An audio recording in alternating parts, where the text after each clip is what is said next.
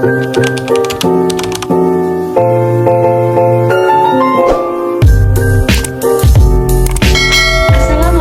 warahmatullahi wabarakatuh.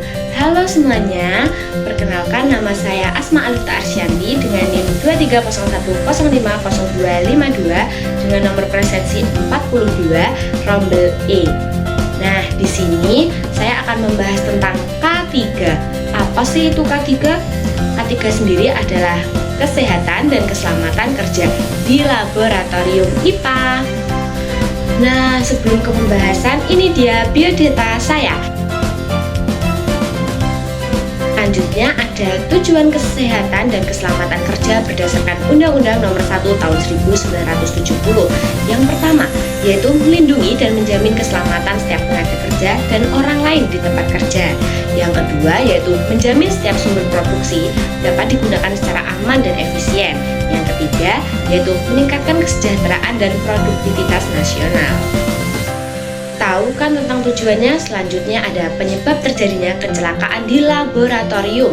Yang pertama, kurangnya pengetahuan dan pemahaman tentang bahan-bahan kimia. Untuk itu, kita harus paham terlebih dahulu.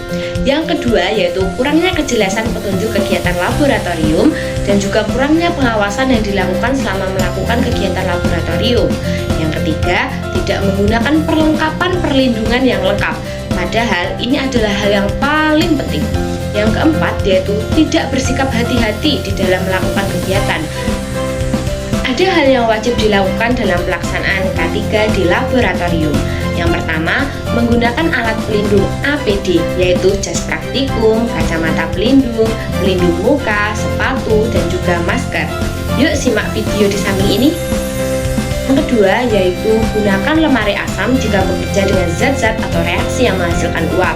Ini adalah contoh video yang benar saat menggunakan lemari asam. Jika zat mengenai tubuh, maka gunakan air mengalir yang banyak ya. Kecelakaan yang terjadi di lab antara lain terpleset, cedera pada mata, keracunan, luka akibat benda panas, dan juga bisa terkena logam natrium maupun terkena larutan asam. Upaya yang dilakukan apabila terdapat kecelakaan darurat di laboratorium. Yang pertama, jangan panik. Yang kedua, minta bantuan sekitar. Yang ketiga, bila kulit terkena bahan kimia, jangan digaruk. Dan yang keempat, segera keluar dari ruangan dan bawa ke tempat yang aman. Selanjutnya ada aturan umum keamanan laboratorium. Yang pertama, penataan ruang. Hal ini sangat penting dalam faktor keamanan. Dapat dilakukan dengan ruangan ditata rapi, terdapat tempat untuk jalur lewat.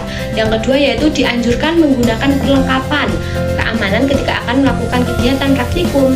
Yang ketiga, yaitu kenali kemungkinan terjadinya bahaya. Dan yang keempat, yaitu beri tanda peringatan pada reaksi tertentu. Ini adalah kesimpulan tentang materi K3. Supaya kita lebih paham, ini ada satu kuis yang teman-teman bisa jawab di kolom komentar. Jangan lupa komentar ya teman-teman. Nah, itu tadi adalah pembahasan mengenai K3. K3 adalah keselamatan kesehatan kerja di laboratorium. Jadi jangan sampai lupa ya teman-teman. Terima kasih untuk semuanya yang sudah menonton sampai akhir. Wassalamualaikum warahmatullahi wabarakatuh.